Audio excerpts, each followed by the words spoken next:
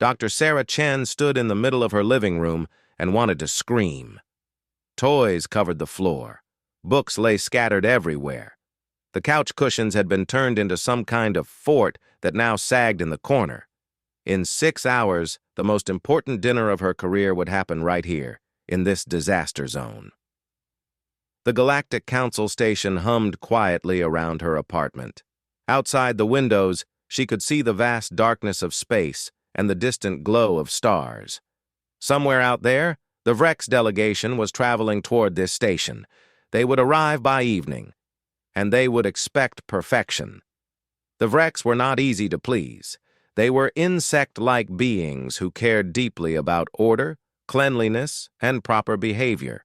One wrong move, one dirty dish, one toy on the floor, and the trade agreement would fall apart. Earth needed this agreement. Billions of credits were at stake. Medical supplies, technology exchanges, and peaceful relations all depended on tonight going perfectly. Sarah looked at the chaos again and rubbed her temples. Her husband James was away on Earth for 2 more weeks. He usually helped keep the children under control. Without him, 10-year-old Marcus and 8-year-old Emma had turned the apartment into their personal playground. "Mom!" Emma's voice called from the hallway. "Marcus says I can't be the captain this time." "That's because you were captain yesterday," Marcus shouted back. Sarah closed her eyes and counted to 10. Humans had only joined the galactic community 20 years ago. They were still new, still proving themselves. And here she was, Earth's ambassador to the Council, unable to control her own children. The door chime rang. Sarah jumped, her heart racing. It was too early for the Vrex. She rushed to the door and opened it. Tixlar stood in the doorway. He was a Quillen, which meant he had 4 arms, pale purple skin, and large eyes that seemed to take in everything at once. He was her assigned liaison from the Galactic Council. He visited twice a week to check on her and make sure everything ran smoothly. "Ambassador Chen," Tixlar said, his voice high and nervous. It was always nervous. "I hope this is a good time for my scheduled visit." "Of course, Tixlar. Come in." Sarah stepped aside. Tixlar walked into the apartment and stopped. His large eyes grew even larger as he looked at the mess. One of his hands moved to the data pad he always carried. Sarah knew he was probably making notes. He made notes about everything. "I apologize for the state of things," Sarah said quickly. "The children have been playing, and I haven't had time to clean up yet. But I will. Before tonight." "Tonight?" Tixlar's voice went up even higher. "The Vrex dinner. Remember? I told you about it last week." Yes, of course." Tixlar tapped something on his data pad. "The Vrex are very particular about cleanliness." "I know." Sarah felt her stress level rising. "Everything will be perfect, I promise." A crash came from down the hall. Both Sarah and Tixlar jumped. Emma appeared a moment later, dragging a large plastic bin behind her. "Sorry, Mom. I dropped the treasure chest." "Emma, please be careful." Sarah turned to Tixlar. "Can you excuse me for just a moment?" "Of course, Ambassador." Sarah walked quickly down the hall to the children's room. Marcus and Emma stood surrounded by even more toys. They had pulled out every bin from their closet. "What are you two doing?" Sarah asked, trying to keep her voice calm. "Building a space station," Marcus said proudly. He held up a model made from blocks and toy ships. "See? This is the command center, and these are the defensive positions." "It's very creative," Sarah said. "But I need you both to listen carefully. Tonight is very important. I'm having important guests for dinner. The apartment needs to be clean. Very clean. Do you understand?" Both children nodded, but Sarah could tell they weren't really listening. They were already looking back at their space station. "I mean it," Sarah said firmly. "This is serious." "Okay, Mom," Emma said. Sarah walked back to the living room. Tixlar was standing very still in the same spot, as if afraid to move. "Is everything well with the young ones?" he asked. "They're fine," Sarah said. Just energetic. Tixlar made another note on his data pad. Sarah had seen his reports before. The Council kept detailed files on all species, especially humans. Humans were from what the galaxy called a death world, a planet so dangerous that only the toughest species could survive there. Earth had predators, diseases, extreme weather, and countless other hazards. Because of this, humans were considered physically powerful and somewhat unpredictable. The reports about human children were particularly interesting to other species. Human young were protected fiercely by adults, but they were also wild and hard to control. Other species found this fascinating and terrifying. "I should complete my inspection," Tixlar said, "if you don't mind." "Go ahead." Tixlar walked slowly through the apartment, checking things and making notes. Sarah followed him, picking up toys as she went. She tossed them into the toy bin near the couch. By the time Tixlar finished his inspection, she had cleared most of the living room floor. "Everything seems in order," Tixlar said, "except for the cleanliness issue, but you said you will address that." "I will, starting right now." "Very good." Tixlar moved toward the door. "I wish you success with the Vrex delegation tonight. It is a very important meeting." "I know," Sarah said. "Thank you, Tixlar." After he left, Sarah stood in the quiet living room. She had 6 hours. 6 hours to turn this disaster into a spotless, perfect diplomatic venue. She could do this. She had to do this. Sarah walked to the children's room. Marcus and Emma were still playing with their space station. They looked up when she entered. "Kids," Sarah said in her serious voice, "we need to talk." They sat down on the floor and looked at her. Sarah sat down too, getting on their level. "Tonight is really, really important," she said. "The people coming to dinner are very special. They're helping Earth get things we need, but they're also very picky. Everything has to be perfect. Do you understand?" "Yes, Mom," Marcus said. Emma nodded. "I need your help," Sarah continued. "I need both of you to help me clean this entire apartment, every room, every corner. Can you do that?" "When do we start?" Marcus asked. Sarah stood up and looked at her watch. "Right now. We're cleaning today. This whole apartment needs to be spotless before the Vrex arrive tonight." She looked at her children's faces. They seemed serious now. "Good." "This is important, kids," Sarah said. "Battle stations." She meant it as a joke, a playful way to get them motivated. James often used military language when he wanted them to do chores. It usually made them giggle and cooperate. But Sarah didn't see the look that passed between Marcus and Emma. She didn't see Marcus straighten his shoulders or Emma's eyes narrow with determination. She was already walking toward her office, her mind on the emergency comm call she had scheduled. "I'll be on a call for 30 minutes, Sarah called over her shoulder. "When I come back out, I want to see progress. Understood?"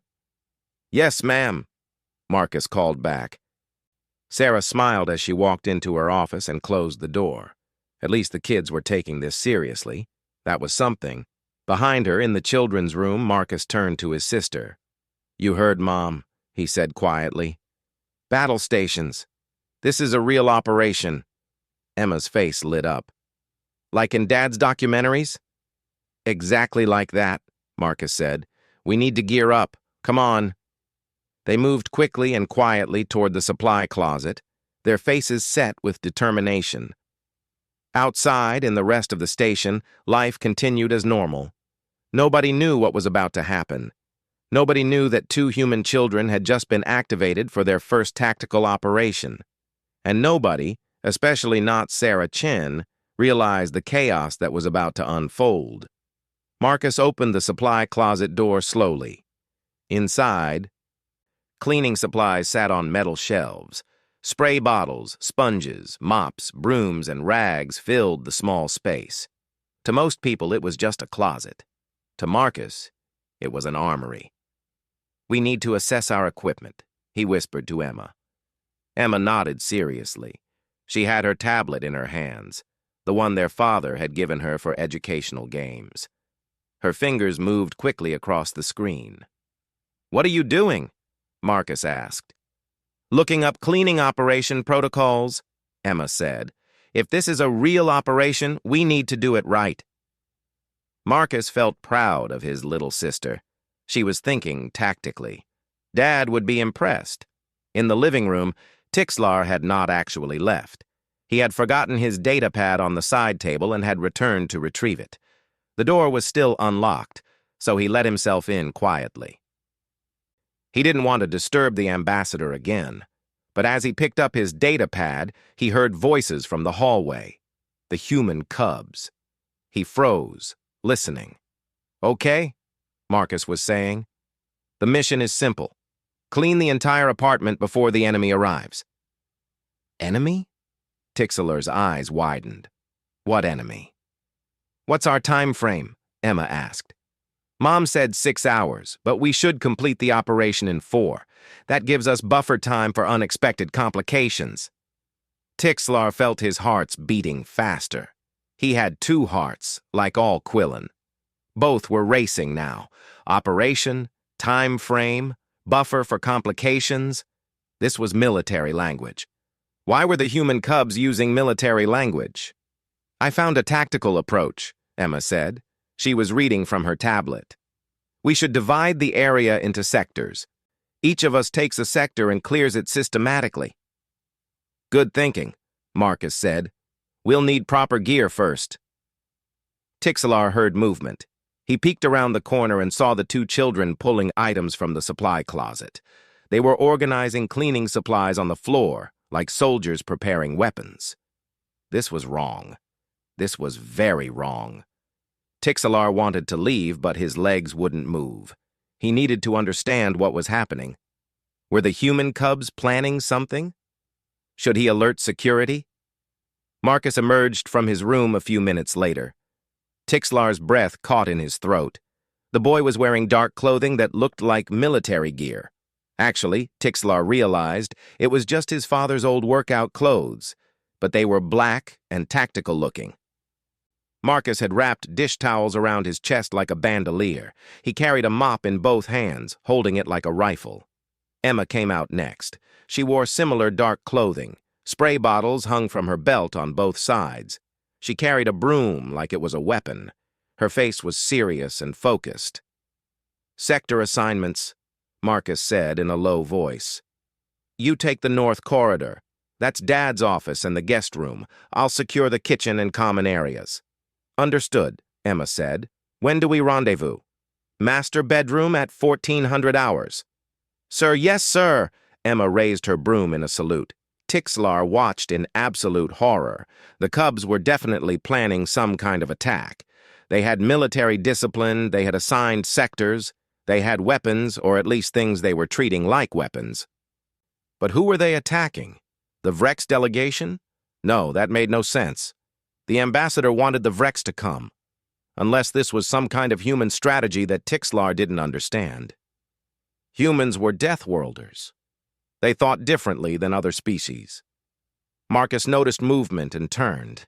His eyes locked onto Tixlar. For a moment, neither of them moved. "Mr. Tixlar," Marcus said, "I didn't know you were still here."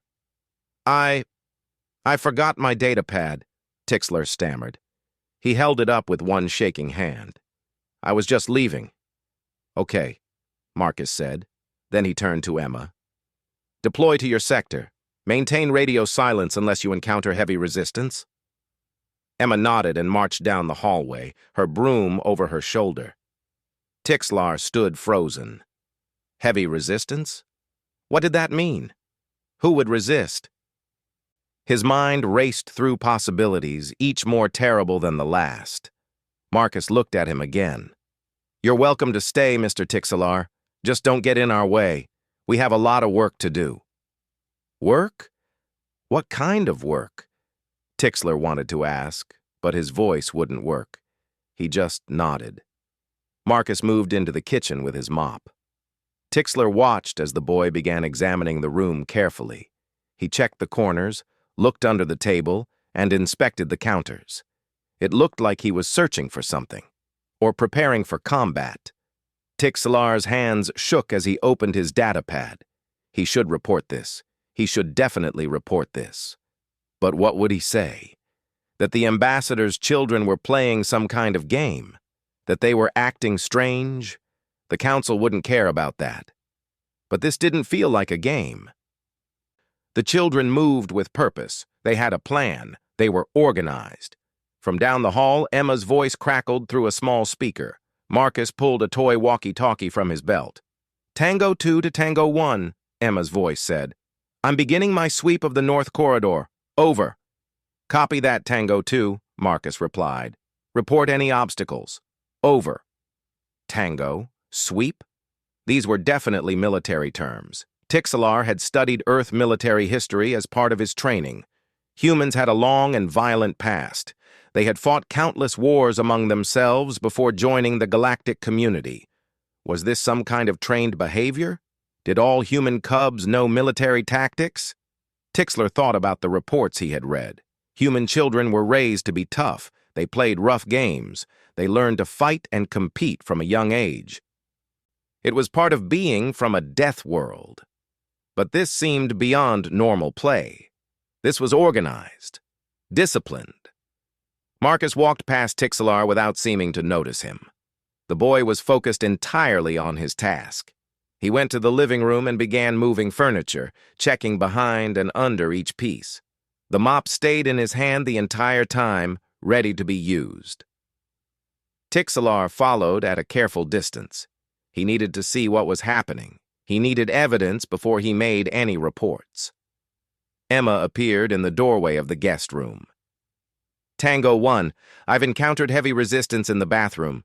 Requesting backup. Over." Marcus grabbed additional supplies from a basket. "Copy that, Tango 2. Bring in the heavy artillery. Over." Heavy artillery. Tixelar felt faint. He leaned against the wall for support. Marcus walked past him again. Carrying spray bottles and a brush, he looked determined, focused, dangerous, even though he was just a child. Other station residents began to notice something was happening. Through the apartment window, Tixelar saw a Zorillian merchant walking past in the corridor outside. The merchant glanced through the window and saw Marcus moving with his mop held ready. The merchant's eyes went wide, and he quickly hurried away. A few minutes later, a Centaurian engineer stopped to look. She watched Marcus and Emma coordinate their movements through different rooms. She saw them communicating through their radios. She saw their serious expressions and tactical movements. The engineer pulled out her communication device and spoke quietly into it. Tixelar couldn't hear what she said, but he could guess. She was reporting what she saw. This was escalating. The situation was getting worse. Marcus pulled out his tablet and showed Emma something. "Look," he said. "I made a tactical map. Green areas are clear. Red areas still need to be secured." "Good thinking," Emma said. "We're making progress. We're ahead of schedule." Schedule for what?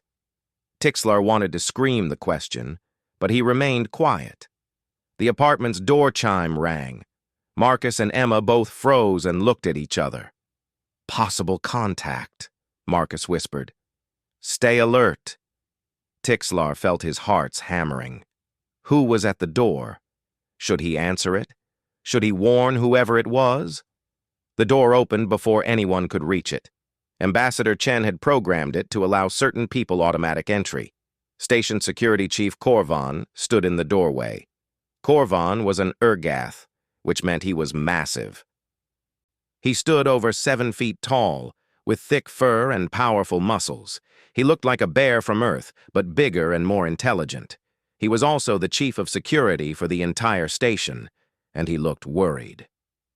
"Ambassador Chen," Korvan said in his deep voice. "Is she available?" "Mom's on a call," Marcus said, lowering his mop slightly, but not entirely. Korvan's eyes moved from Marcus to Emma to the cleaning supplies to their serious expressions. "What are you children doing?"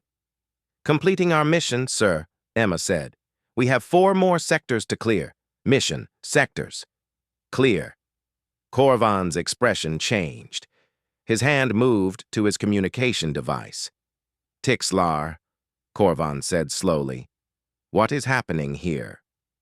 Tixlar's voice came out as a squeak. I don't know. The Cubs are conducting some kind of operation. They have weapons and tactics, and they're talking about heavy resistance and artillery. Korvan's eyes narrowed. He looked at the children again, analyzing them with a security expert's eye. Marcus and Emma stood side by side, their cleaning tools held ready, their faces showing no fear. I need to speak with your mother, Korvan said. Right now.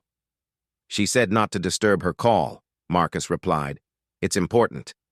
This is also important, Korvan said. He walked past the children toward the office. Tixlar watched everything unfold and knew one thing for certain.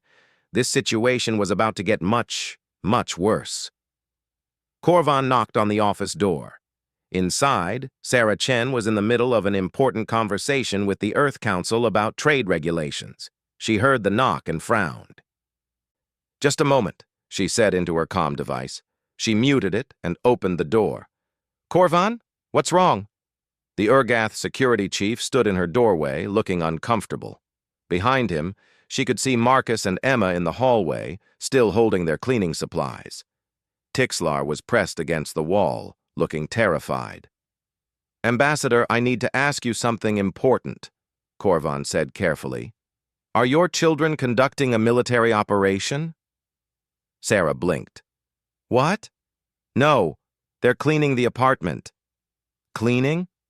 Yes. I asked them to help clean before my dinner guests arrive tonight. Korvan looked back at the children, then at Sarah. They told me they were completing a mission. They mentioned sectors and heavy resistance. Sarah closed her eyes and sighed. That's just how they talk sometimes. My husband uses military language to make chores fun. They're just playing while they clean. They don't appear to be playing, Ambassador. Sarah stepped out of her office and looked at her children. They stood at attention, their faces serious. They held their mops and brooms like soldiers held rifles. Spray bottles hung from Emma's belt. Kids, Sarah said, are you just cleaning, nothing else? Yes, Mom, Marcus said. We're executing a thorough cleaning operation of the entire apartment, just like you ordered. Sarah looked at Korvan. See? They're just cleaning.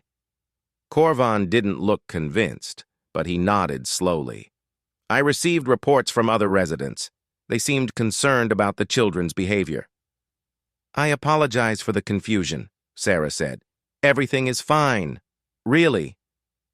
Korvan left, though he didn't seem entirely satisfied. Sarah looked at her children. Maybe tone down the military stuff, she suggested. You're scaring people. But we're being efficient, Emma protested. I know. Just try to be less intense about it, okay? Okay, Mom, they said together. Sarah went back to her call. She had no idea that her children had no intention of changing their approach. They had a mission. Missions had to be completed properly. Marcus checked his tablet. We've lost 15 minutes. We need to increase our pace. Agreed, Emma said. Let's move. They split up again, each heading to their assigned sectors. Tixlar, still in the apartment, watched them go. He should leave. He should definitely leave. But something kept him there, watching these strange human cubs work. What happened next was something he would never forget. Marcus approached the kitchen like a soldier entering hostile territory. He paused at the doorway, peeked around the corner, then stepped inside quickly. He swept his mop from left to right as if checking for enemies. Clear, he announced quietly. He set up what he called a supply cache on the kitchen counter. Cleaning spray, sponges, rags, and polish, all arranged within easy reach. Then he began to work. Tixlar watched in amazement as Marcus cleaned the kitchen with mechanical efficiency. He worked in a pattern, starting from one corner and moving systematically across the room. Every surface got attention. Every spot got cleaned. He moved fast, faster than Tixlar expected from a human child. But then, humans were death-worlders. They had incredible stamina. Their muscles were strong, their endurance high. What would tire a Quillen in an hour barely slowed a human down. Marcus finished the counters and moved to the floors. He swept first, collecting all the dirt and crumbs into a pile. Then he got down on his hands and knees and scrubbed individual tiles that looked stained. "Tango 1 to Tango 2, Marcus said into his radio. "Kitchen is 70% complete. What's your status?" "Over."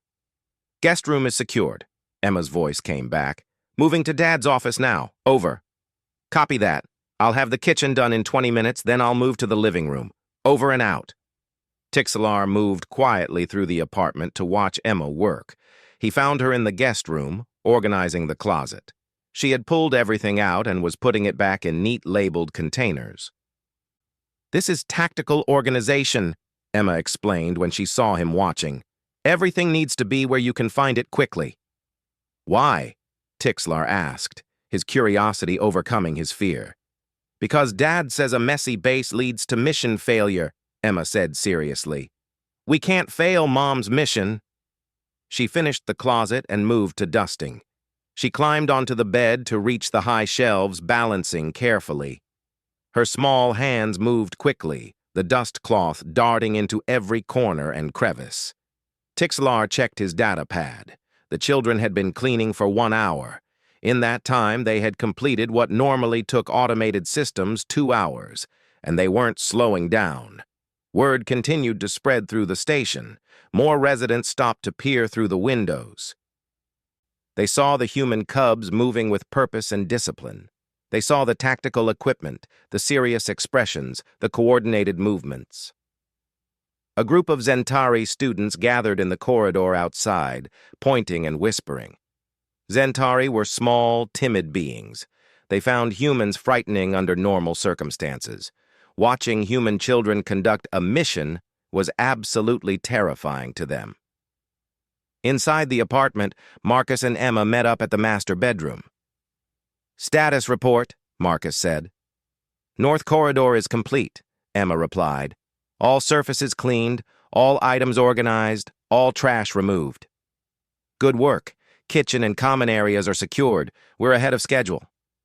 They looked at their tablet together. The tactical map showed mostly green areas now. Only a few red sections remained. "We need to tackle the master bedroom together," Marcus said. "It's the biggest space." "Agreed. What's our strategy?" Marcus thought for a moment. "You take the bathroom.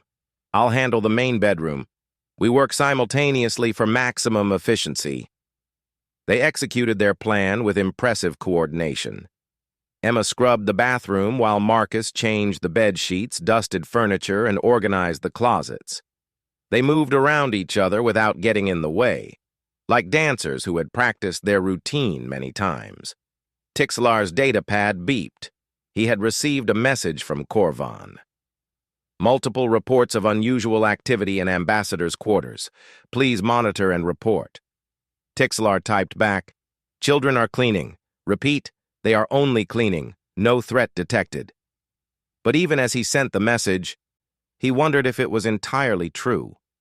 The children weren't a physical threat, no, but they were unsettling. Their intensity, their focus, their speed and efficiency, it was all very unnatural to someone from a more peaceful world. Marcus finished the bedroom and stepped back to inspect his work. Every surface gleamed. The bed was perfectly made, military style with tight corners. The floor was spotless. Everything was organized and in its place. "Tango 2, bedroom secured," he said into his radio. "Bathroom complete," Emma replied, walking out. "Ready for final inspection." They walked through the apartment together, checking each room against their tablet checklist. They made small adjustments, fixed tiny imperfections, and ensured everything met their standards. In the hallway outside, the crowd had grown. Dozens of beings from various species watched through the windows. They saw the children moving from room to room, saw them checking and rechecking their work. A Vrillian merchant recorded the scene on her device. "Are all human cubs like this?" she asked someone nearby. "I don't know," a Korath engineer replied. "I've never seen anything like it." Inside, Marcus and Emma completed their final sweep. The apartment was perfect. Every surface cleaned, every item in place, every room organized. It had taken them 3.5 hours. "Mission accomplished," Marcus said with satisfaction. "We finished ahead of schedule," Emma added. "Dad would be proud." They high-fived each other, grinning. Then they went to find their mother. Sarah was just finishing her comm call when her children knocked on the office door. She opened it, expecting to see a partially cleaned apartment and 2 tired children. Instead, she saw 2 energetic kids who looked ready to run a marathon. They stood at attention. "Mom, we completed the cleaning operation," Marcus announced. "All sectors secured and sanitized, ready for inspection." Sarah walked out of her office and looked around. Her jaw dropped. The apartment was immaculate. It was cleaner than it had been in months. Everything was organized, polished, and perfect. It looked like a showroom. "You did all this?" Sarah asked in disbelief. "In 3 hours?" 3 hours and 27 minutes, Emma corrected. "We maintained operational efficiency throughout." Sarah walked through each room, inspecting everything. The kitchen sparkled. The living room looked perfect. The bedrooms were spotless. Even the bathrooms gleamed. "This is incredible," Sarah said. "I'm impressed. Really impressed." Marcus and Emma beamed with pride. Outside, the crowd continued to watch. They had witnessed something they didn't quite understand. The human cubs had attacked household dirt with the same intensity their species had once applied to warfare. It was efficient, effective, and deeply unsettling. Tixlar made notes on his data pad. "Human young apply combat tactics to civilian tasks.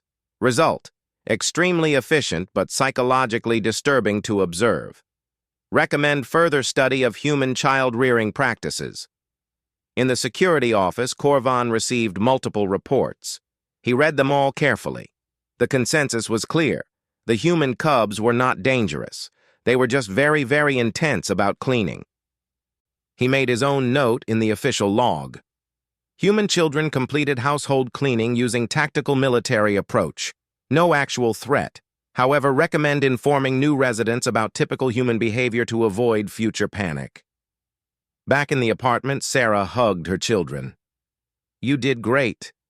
Thank you for helping." "Can we do this again tomorrow?" Emma asked eagerly.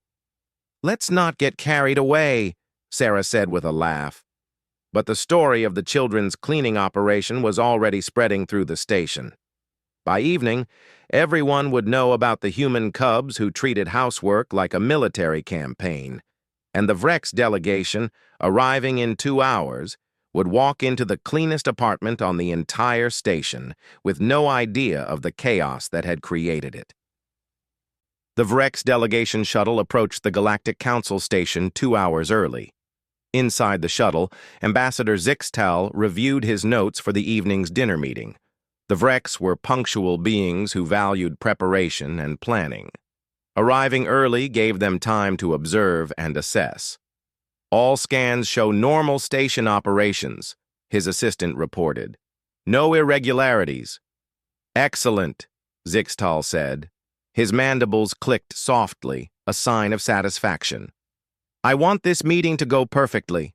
The humans are new to the galactic community. We must determine if they are reliable partners."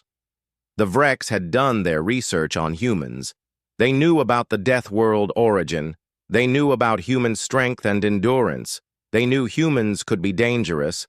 But the Vrex also knew that humans valued cleanliness and order in their homes, which was a good sign. As their shuttle docked, Zixtal noticed unusual activity on the station's security channels. Multiple units were positioned near the human ambassador's residential section. That was odd. "Check on the security situation," Zixtal ordered his assistant. "Right away, Ambassador." On the station, Corvan's security team had assembled outside Ambassador Chen's quarters, not because of any real threat, but because the crowd of onlookers had grown too large. Residents from dozens of species had gathered to see the human cubs who had caused such a stir. Corvan tried to disperse the crowd. There is nothing to see here. Please return to your activities. But nobody moved. They all wanted to know what would happen next. Inside the apartment, Sarah prepared for the evening. She had showered and dressed in formal attire. The apartment looked perfect, thanks to her children's intense cleaning effort. Now she just needed everything to stay calm and normal. "Marcus, Emma," she called. "Come here, please." The children appeared, still wearing their tactical cleaning outfits. "You need to change into nice clothes," Sarah said. "Our guests will be here soon." "Do we have to meet them?" Marcus asked. "Yes. You'll say hello, be polite, and then you can go to your room. This is an adult dinner meeting. Can we at least tell them about our cleaning operation?" Emma asked hopefully. "We did a really good job." "Maybe not in those exact words," Sarah said. "Just be normal, okay? No military talk." The children agreed, though they looked disappointed. They went to change clothes. Sarah checked her watch. The Vrex would arrive in 90 minutes. Everything was ready. The food was prepared, the apartment was clean, and the children would behave. Nothing could go wrong now. She was very, very incorrect. The first sign of trouble came when Tixlar burst through the door, all four arms waving frantically. "Ambassador! Ambassador!" he squeaked. "There's a situation!" "What situation?" Sarah's heart sank. "Security forces are outside, and the Vrex delegation is approaching early, and there are crowds of people in the corridor. It's chaos." Sarah rushed to the window. Tixlar was right. At least 50 beings crowded the hallway, trying to see into her apartment. Security officers tried to maintain order, and through the crowd she could see Vrex delegates approaching, looking confused and concerned. "Why are there security forces?" Sarah demanded. "Because of the children," Tixlar said. "Everyone heard about their operation. They think something dangerous happened. It was just cleaning. I know that. You know that. But they don't know that." Sarah ran her hands through her hair. This was a disaster. The Vrex were arriving early to find security teams and crowds outside her apartment. They would think there had been an incident. They would think humans were unstable and dangerous. Marcus and Emma emerged from their room, now dressed nicely. They saw the crowd through the window. "Whoa," Marcus said. "What's going on?" "You're what's going on," Sarah said, trying not to snap at them. "Your cleaning operation scared half the station." "But we did a good job," Emma said quietly. "I know you did, honey. I know." Sarah took a deep breath. "Okay, new plan. We're going to go out there and explain everything calmly and clearly." She opened the door. Immediately, the noise from the corridor flooded in. Dozens of voices speaking different languages, all talking about the human cubs and their mysterious operation. Korvan pushed through the crowd. "Ambassador Chen, the Vrex delegation has arrived early. They're concerned about the security presence." "I understand. Can you clear this corridor, please?" "I'm trying." Ambassador Zixtal appeared, his insectoid form easily visible above the shorter species in the crowd. His compound eyes took in everything, the security officers, the crowd, the human ambassador, looking stressed. "Ambassador Chen," Zixtal said in his clicking voice, "I was informed there was an incident here today. Should we reschedule our meeting?" "There was no incident," Sarah said firmly. "There was a misunderstanding." "A misunderstanding that required security teams? It's complicated. Please, come inside. I'll explain everything." The Vrex delegation followed her into the apartment. Zixtal looked around carefully, his antennae twitching. He noticed the spotless floors, the perfectly arranged furniture, the gleaming surfaces. "Your residence is very clean," he observed. "Yes. That's actually part of the explanation." Marcus and Emma stood near their mother, trying to look innocent. The Vrex delegates studied them with interest. Human children were rare on the station. These were the first Vrex had seen up close. Sarah gestured for everyone to sit. The Vrex delegation settled into chairs while their security detail remained standing. More beings crowded near the doorway trying to hear what was happening. "Here's what happened," Sarah began. "This morning I asked my children to help clean the apartment before your arrival.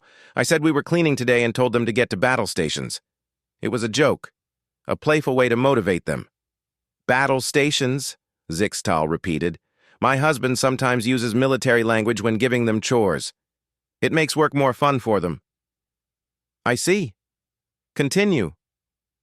"Well, my children took it literally. They organized a tactical cleaning operation with sectors, equipment caches, and coordinated movements. They did an excellent job cleaning, but they looked and acted like soldiers on a mission." "Ah," Zixtal said. His mandibles clicked rapidly. "Other residents saw this?" "Yes. They saw two human children moving with military precision, carrying equipment, using tactical language. It scared people. They thought something dangerous was happening. But it was just cleaning." "Just cleaning," Sarah confirmed. Zixlar looked at the children. "Is this true? You were only cleaning?" "Yes, sir," Marcus said. "Mom gave us a mission to clean the apartment. We wanted to do a good job, so we used proper tactical procedures." "Where did you learn these procedures?" "From Dad's military documentaries," Emma said proudly, "and from strategy games. We studied efficient movement patterns and resource management." The Vrex delegates looked at each other. Their antennae twitched in what Sarah recognized as surprise. "You studied military tactics to clean your home?" Zixtal asked slowly. "Well, yeah," Marcus said. "If you're going to do something, you should do it right. That's what Dad says." Another Vrex delegate leaned forward. "Show me your tactical map." Marcus hesitated, looking at his mother. Sarah nodded. He pulled out his tablet and showed the map he had created. Green sectors marked completed areas. Red sectors showed targets. Blue markers indicated supply caches. The Vrex studied the map in silence. Then Zixtal's mandibles began clicking rapidly again. Sarah had studied Vrex body language. Rapid clicking meant either anger or excitement. "This is remarkable," Zixtal said. "You created this yourself?" "Emma helped," Marcus said. "She found the cleaning protocols online." "Show me these protocols." Emma pulled up the documents on her tablet. They were actual cleaning procedure guides, written for commercial cleaning services. The children had adapted them for household use, creating their own systematic approach. The Vrex were fascinated. They passed the tablets between them, examining the maps and protocols carefully. Outside, the crowd pressed closer. Korvan finally managed to push them back, but they remained nearby, watching and listening. Tixlar stood near the wall, updating his datapad with frantic notes. This was possibly the strangest situation he had ever observed. The Vrex delegation, known for their serious and formal nature, were genuinely impressed by human children's approach to cleaning. "Your cubs applied military strategy to household maintenance," Zixtal said to Sarah. "This is very unusual." "I apologize if it caused concern," Sarah said carefully. "Concern? No. Zixtal's clicking intensified. "This is admirable. The Vrex value cleanliness and organization above almost everything. To see such young beings treat it with this level of seriousness and strategic thinking, this speaks well of your species."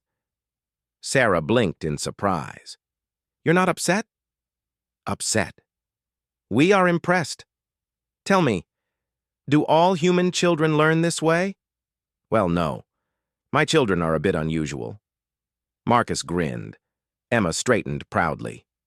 One of the Vrex delegates stood up and walked around the apartment, inspecting everything closely. He checked corners, examined surfaces, and even looked under furniture. "Remarkable," he kept saying.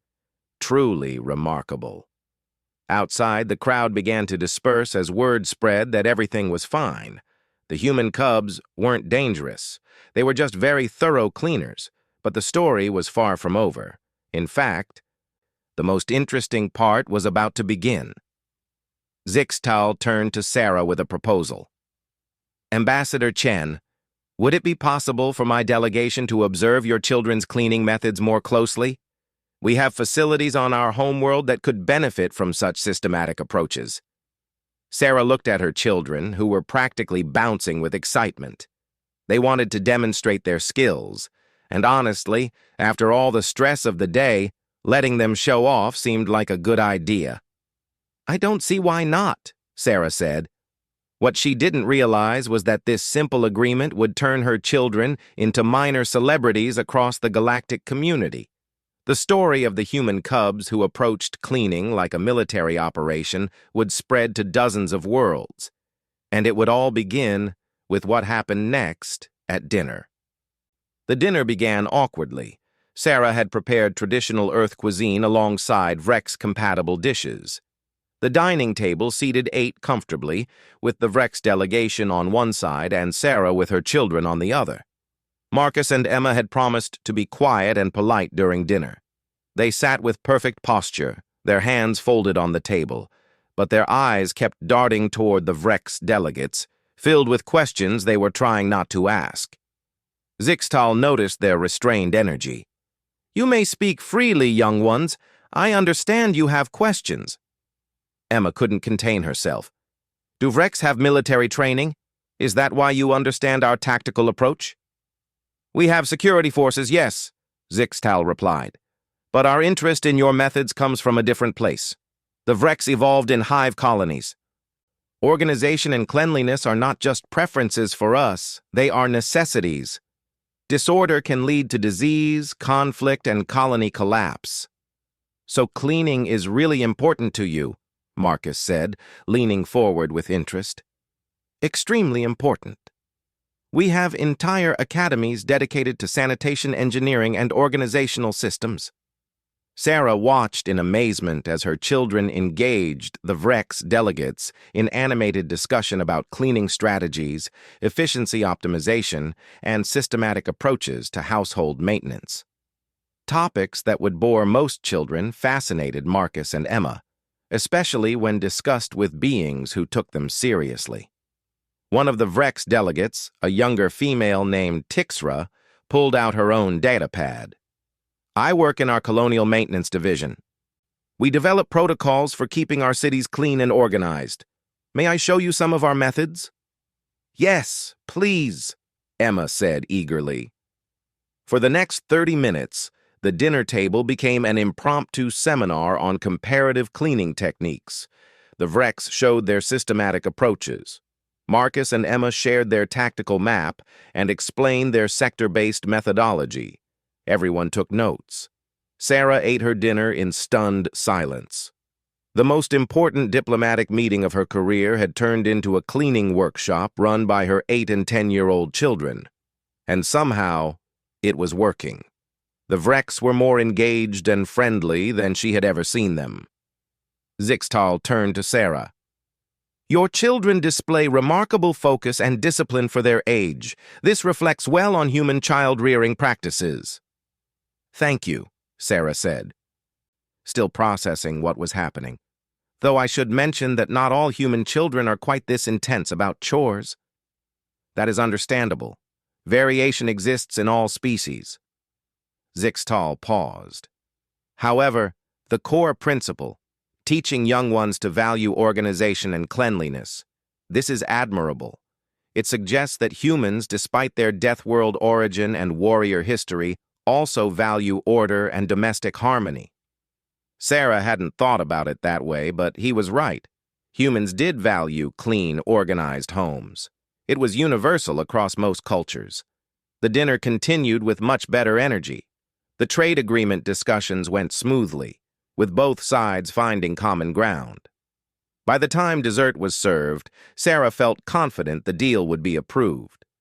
Then Zixtal made an unexpected proposal. Ambassador Chen, I would like to formally invite your children to visit our homeworld as cultural ambassadors. They could demonstrate their methods to our colonial maintenance division and learn about our approaches in return. Marcus and Emma gasped with excitement. That's a very generous offer, Sarah said carefully. But they're still quite young for that kind of responsibility. We would provide full security and supervision, of course. The visit would be educational and brief, perhaps 1 week. Your presence would also be welcome, if you wish to accompany them. Sarah looked at her children's hopeful faces. This was an incredible opportunity. The Vreks rarely invited anyone to their homeworld, much less children of another species. "Can I think about it?" Sarah asked. "Of course. Take all the time you need." After dinner, as the Vreks delegation prepared to leave, word of the successful meeting had already spread through the station. The crowd outside had returned, but this time they were curious rather than concerned. Korvan appeared at the door. "Ambassador, may I speak with you privately?" Sarah stepped into the hallway. "Is something wrong?" "Not wrong, exactly. But I need to inform you that the incident today, or rather the misunderstanding, has become quite famous on the station." "Famous?" "Everyone is talking about your children's cleaning operation. The story has spread to at least 12 different species communication networks. Your children are becoming celebrities." Sarah groaned. "That's not what I wanted." "I understand. However, it's not entirely negative. Many residents find the story amusing and charming. It shows a side of humanity that many had not considered.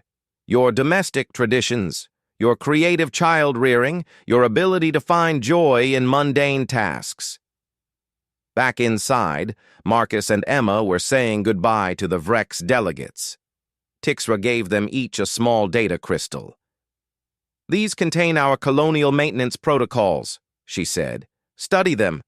Perhaps you can improve them with your tactical insights." The children promised they would. After everyone left, Sarah sat down on the couch, exhausted. The apartment was still perfectly clean, thanks to her children's earlier efforts. The dinner had been a success. The trade agreement was practically guaranteed. Everything had worked out, but it had been the most stressful day of her diplomatic career. Marcus and Emma sat down next to her. "Did we do okay, Mom?" Marcus asked quietly. Sarah pulled them both into a hug. "You did more than okay. You were amazing. Though you also scared about 100 station residents." "We didn't mean to," Emma said. "I know, your intentions were good. You just got a little carried away with the military stuff." "But it worked," Marcus pointed out. "The apartment got really clean really fast." "It did," Sarah admitted.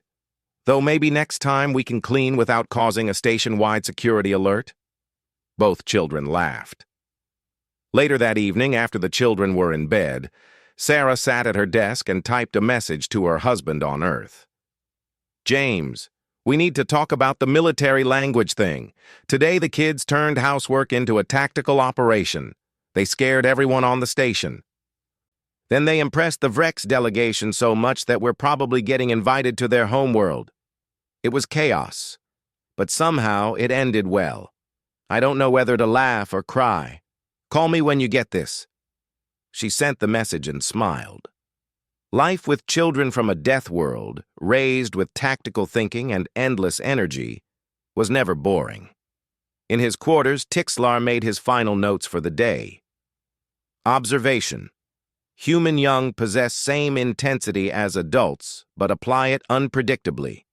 Today's incident revealed that humans can weaponize any activity, even cleaning. Result? Station-wide panic followed by diplomatic success. Conclusion: humans are confusing but ultimately harmless. Probably. Still recommend keeping sedatives on hand. In the security office, Korvan updated the official record. The Battle of the Ambassador's Quarters. 2 human juveniles executed a systematic cleaning operation using military tactics. Multiple reports of armed children. Actual threat level, 0. Cultural insight gained, significant. Note to future security chiefs. When humans say they're cleaning, they mean actual cleaning, no matter how military it looks. The story spread through the galactic community over the following days. It appeared on news feeds, in diplomatic briefings, and in casual conversations across dozens of worlds. Humans, the story went, were fierce warriors and explorers, but they were also beings who kept clean homes and taught their children discipline through creative means. They could be both terrifying and endearing. They could turn a simple chore into an adventure. Some species found this confusing. Others found it charming. The Vrex found it admirable. 3 weeks later, Marcus and Emma visited the Vrex homeworld with their mother. They toured the Colonial Maintenance Academy and demonstrated their cleaning tactics. The Vrex students watched in fascination as these small human cubs approached housework with the same intensity Vrex applied to colony maintenance. A cultural exchange program began. Young Vrex learned about human creativity and adaptability. Young humans learned about Vrex organization and systematic thinking. Both species benefited. And it all started because Sarah Chen told her children they were cleaning today and used the phrase battle stations. Back on the station, the ambassadors' quarters remained spotless. Marcus and Emma continued their cleaning operations, though Sarah made them promise to do it quietly and without scaring the neighbors. They usually kept that promise. Usually. One day, about 2 months after the famous incident, Tixlar arrived for his routine visit. He found Marcus and Emma in full tactical gear again, organizing the storage closet with military precision. "Should I be concerned?" Tixlar asked Sarah. "Nope. They're just reorganizing. No security alerts this time, I promise." "Very well." Tixlar made a note. "Though I notice they're still using military terminology." "Yeah, that's not going away," Sarah said with a laugh. "I've accepted it. This is just how they are." "Human parenting is very confusing," Tixlar said. "Welcome to the club." The story of the Battle of the Ambassadors' Quarters became legendary on the Galactic Council station. It was told to new arrivals as a way to introduce them to human culture. It appeared in training materials for diplomats. It even inspired a children's educational program about different species' approaches to household organization. Marcus and Emma appeared in that program, demonstrating their methods while Vrex experts provided commentary. The episode won awards for cross-cultural education. Years later, when Marcus and Emma were grown, they would laugh about the day they accidentally became famous for cleaning their apartment. They would tell the story to their own children, who would inevitably turn chores into tactical operations of their own. Because that's what humans did. They took ordinary tasks and made them extraordinary. They approached life with intensity, creativity, and just enough chaos to keep everyone else guessing. Humanity's reputation in the galactic community continued to grow. They were diplomats and warriors, explorers and artists, scientists and philosophers. They were beings who could survive the harshest worlds and thrive in the coldest space. But they were also beings who taught their children that even cleaning could be an adventure, that discipline could be fun, and that any job worth doing was worth doing with enthusiasm. The galaxy was still learning to understand humans. It would take time, probably decades or centuries, to fully grasp all the contradictions and complexities of human nature. But everyone agreed on one thing. Life was certainly more interesting with humans around, and somewhere on the Galactic Council station, in a perfectly clean apartment, 2 human children planned their next operation. Their mother didn't know it yet, but tomorrow they intended to reorganize the entire community center. It was going to be epic. Sarah Chen would find out about it when she received the first concerned call from station security. But that's another story.